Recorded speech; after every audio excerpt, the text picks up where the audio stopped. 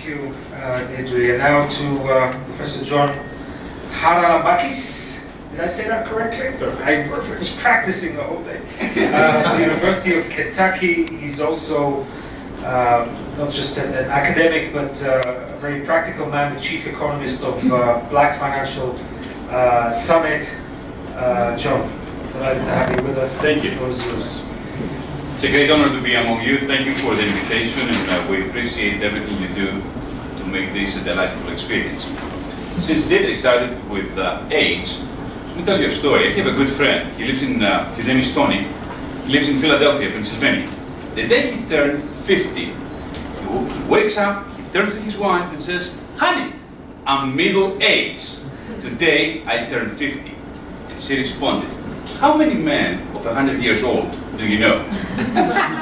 And Tony says, ask Moses about it, because his life started at the age of 80. We live in the times of financial repression, where central authorities, such as central banks, eventually depress interest rates, which to a large extent it's a disincentive for savers and the accumulation of savings, simply because they believe that by financial repression and depression, we can stimulate productivity, we can stimulate jobs, we can stimulate growth. Of course, from central authorities, what else can you expect? About a year ago, I was discussing with Jacob Frenkel. All of you probably know him better than I do. I know him very well. The governor of the Central Bank of Israel, the former governor of the Central Bank of Israel. And both of us were discussing about the absurdity of trying to advance growth through quantitative easing. Because this is an absurdity. You cannot advance growth, and certainly you cannot advance productivity through quantitative easing that both the Fed, the ECB, and the Central Bank of Japan, and certainly China now, is trying to do. My fear is that we have placed our faith in central bankers, we have placed our faith in central authorities, and we are pursuing now the idea, or we believe in the idea of secular stagnation. Secular stagnation is a propaganda. Secular stagnation eventually is promoted by the kinds of Larry Summers, and any idea that comes from Larry Summers probably could be destructive. We do live in an environment of slow growth. We do live in an environment of extremely low productivity growth rate. We live in an environment of high debt, high unemployment, low productivity, and low interest rates. But this has been created because of actions by central authorities. This is the outcome eventually of central authorities who have taken over from the private sector. So we are in an environment which is full of risks and uncertainties. And I don't want to bore you to death with slides, but I would like to show you a few slides, if I may.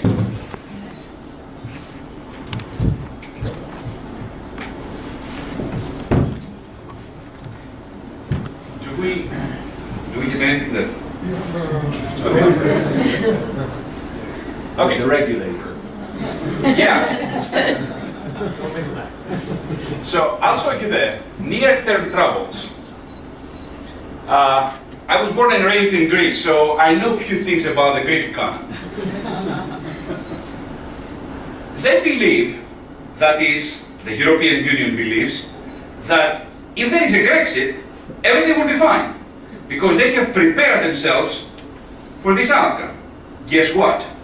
It could be the Lehman Brothers of the European Union, the Lehman Brothers moment of the European Union. Let me tell you why, and I'm not going to again bore you to death with specifics, but if Greece defaults and exits the Eurozone, we know about two things. The EFSF, that's the European Financial Stability Fund, to which Greece owes 240 billion euros. Guess what? Angela Merkel needs to show up in her parliament and say, our part of that bill now in 2015 is $80 billion. Guess what? Germany doesn't have on the spot $80 billion. Germany will be in trouble. That's the beginning of the troubled waters. Let's talk about ELA. Emergency liquidity assistance. $78 billion which have eventually been lent to bankrupt, because all Greek banks are bankrupt, to bankrupt institutions. They don't allow the free market forces to clean house, because you need to have the institution of bankruptcy, clean house, start anew. That's called creative destruction.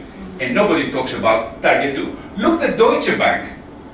I'm sorry, the Bundesbank, that's the central bank of Germany, the balance sheet of Bundesbank.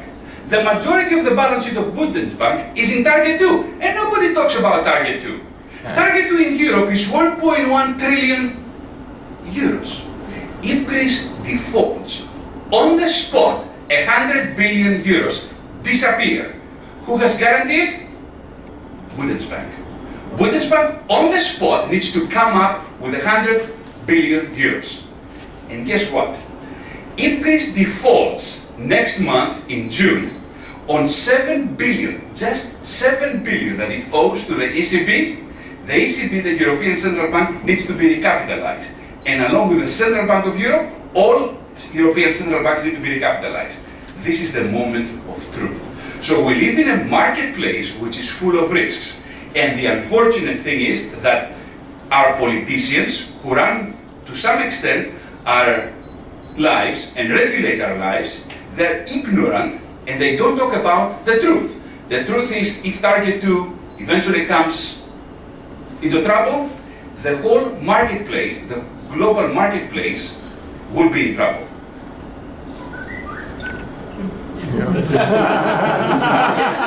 You're calling the broker, John. That's, I know, I have many slides. We don't have the time to go through the dysfunctionalities, the structural dysfunctionalities of Europe. I don't want to start talking about unfunded liabilities, but I want to come down to, of course, look at the productivity growth rate in several European countries. But I want to say a few things. Of course, probably I will be preaching to the choir. You know those few things better than I do. I want to show some slides about Israel.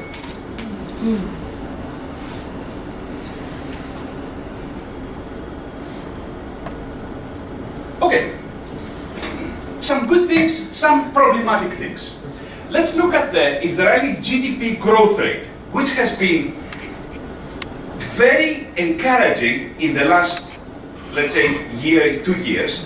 Has been picking up, and certainly since 2008, it's a strong growth. Now, the unemployment rate is also falling, or at least that's the numbers I had, which is also very encouraging. Now, what could be discouraging?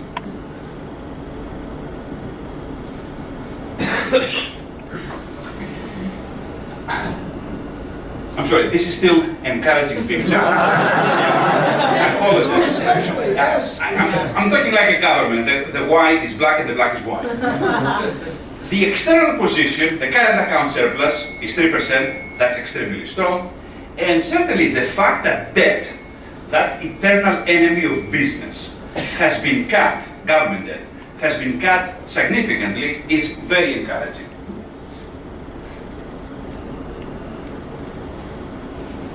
Now, the second graph, the housing prices, could be problematic. And we see a significant increase in Israeli housing prices, and that potentially could become a bubble.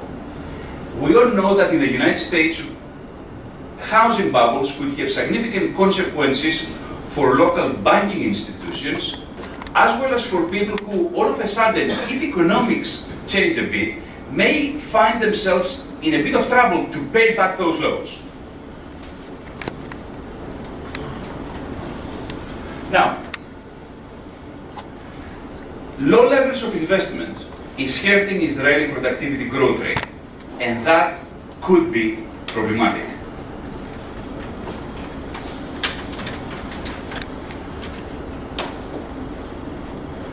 I think that this expansionary mode of central banks around the globe has been imitated by the Central Bank of Israel in the last few years. And this expansionary role of central bank could be problematic not just for Israel, but for the entire region.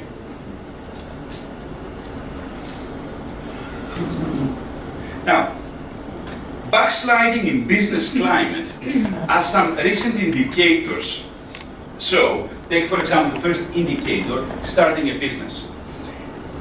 This backsliding that we have seen lately could also be problematic.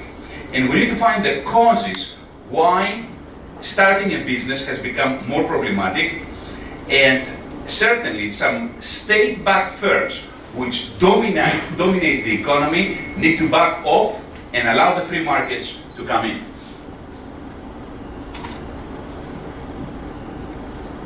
I want to close, and I believe that there is a golden opportunity for Israel. The changing reality geopolitically is in Israel's favor. The Arab threat, I believe, is gone. At least for now, it's out of the window. The historical enemies, and you know better than I do what the historical enemies have been, are in disarray. Whether or not you want to talk about Lebanon, Egypt, or Iraq, they are in disarray. And actually, there are implicit or tacit agreements among all enemies. Who could have imagined that the Arabs will put a united army force together to fight ISIS? Now, since the historical enemies are in retreat and under unsustainable pressure, things will change in the region. I think that's the golden opportunity for Israel to create a very basic free trade zone with some neighboring countries. I know I may start becoming a bit controversial. So if we create a free trade zone, let's say with Cyprus, let's say with Greece, why not to pull in Egypt? Then things will change in the area. And this cannot and should not be a government initiative. This should be a business initiative. I was talking to Amikai over, around 4 o'clock this afternoon, and we were talking about middle-sized German manufacturing companies. And what came to my mind is the 3D technology.